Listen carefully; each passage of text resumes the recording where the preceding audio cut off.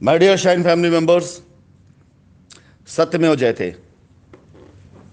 आज यकीन जानिए, इस लाइन पर पहले भी मेरा विश्वास भारतीय संविधान के ऊपर पूरी तरीके से था और आज भी अटूट और प्रगाढ़ है।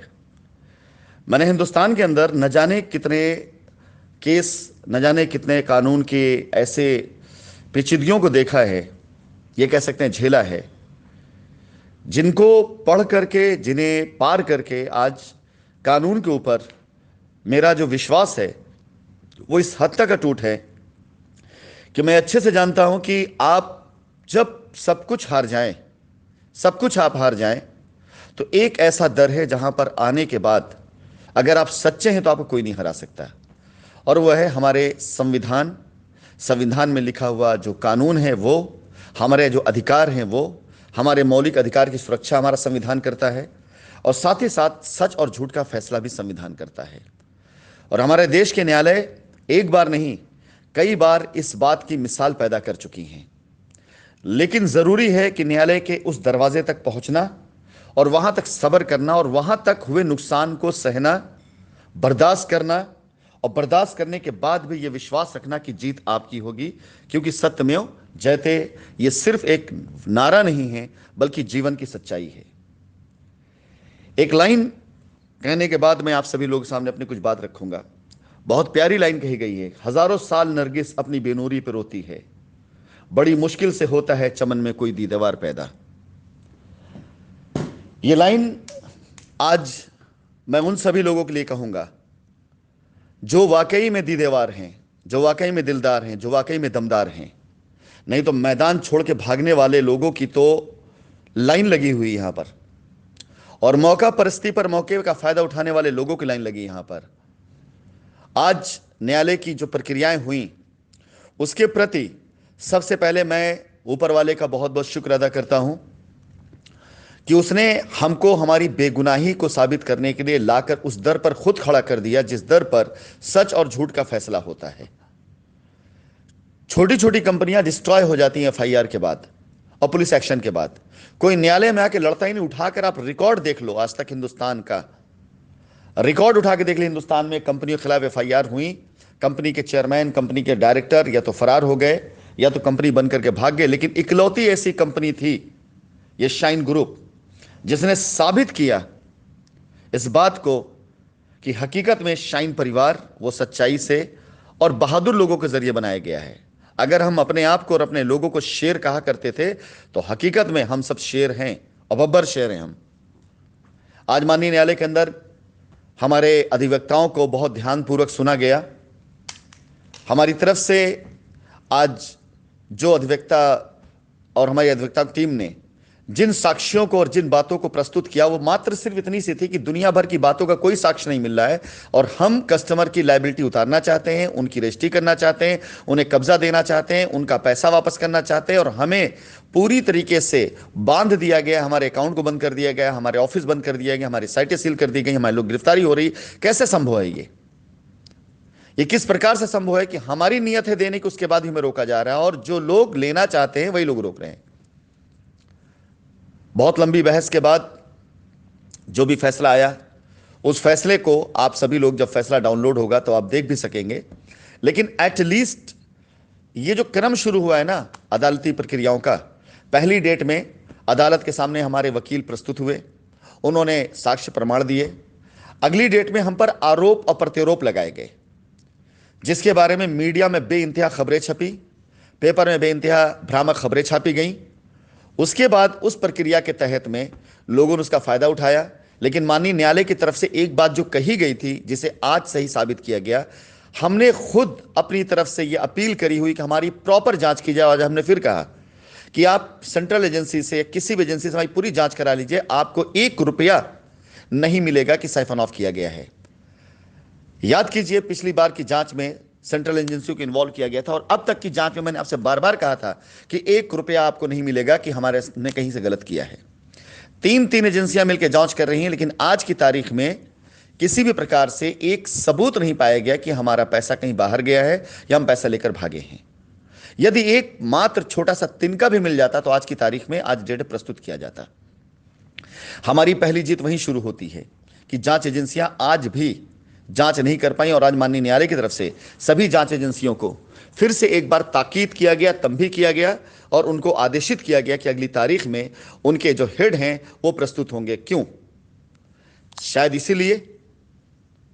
इसीलिए क्योंकि जांच में जो चीज तलाशा जा रहा है वो चीज है ही नहीं, और जो है उसे तलाशा नहीं जा रहा है।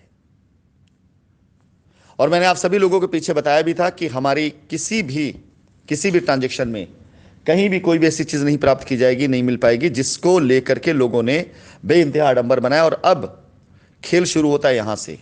जांच एजेंसी अपना काम करेंगी।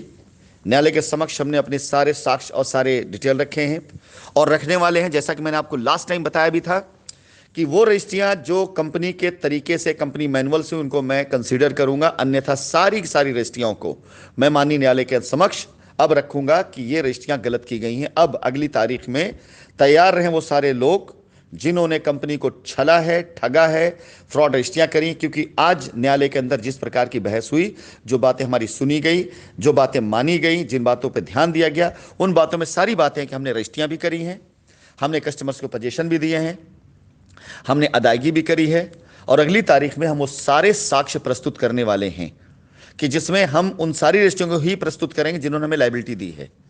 अन्यथा बाकियों के लिए हम एप्लीकेशन देंगे कि इन्होंने अपनी लायबिलिटी हमें नहीं दी, इसलिए हमने इनको जब मना किया तो इन्होंने अपनी रजिस्ट्री फर्जी तरीके से कराई। हमने अब तक जितने लोगों को कैश अदायगी करी हम वो भी साक्ष्य के साथ में देंगे। आप देखेंगे, दुनिया देखेगी कि हमने कैश अदायगी भी करी है। हमने जितने लोगों को पोजीशन दिया है कंपनी के पोजीशन लेटर से, उन सबको माना जाएगा। अन्यथा सारे लोगों की बाउंड्री, सारे लोगों का पोजीशन, उसको कोर्ट में हम खुद डालेंगे कि अवैध कब्जा है सारे।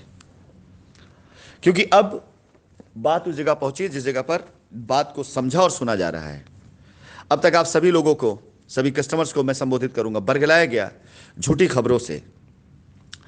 My dear shine family members, एक बार फिर से मैं आप लोगों से कहना चाहूंगा, 1 रुपया आपका किसी गलत काम में इस्तेमाल नहीं किया गया है। 1 रुपया आपका कहीं बाहर नहीं भेजा गया है जिससे आपका पैसा लेकर भागने की कोई नीति और नियत हो। 1 रुपया भी कंपनी ने बेईमानी नहीं करी है। अगर यह किया जाता तो बहुत आसान था उन जमीनों को बेच करके पैसा इकट्ठा कर लेना, जिन जमीनों पे आज लायबिलिटी उतारने का कार्यक्रम किया गया था। इससे पहले सैकड़ों करोड़ रुपए के ऑफर्स मेरे पास आए थे, बड़े बड़े व्यापारियों की तरफ से, उद्योगपतियों की तरफ से। हमारी बहुत प्राइम लोकेशन जमीन वो हमको पैसा देकर लेना चाहते थे।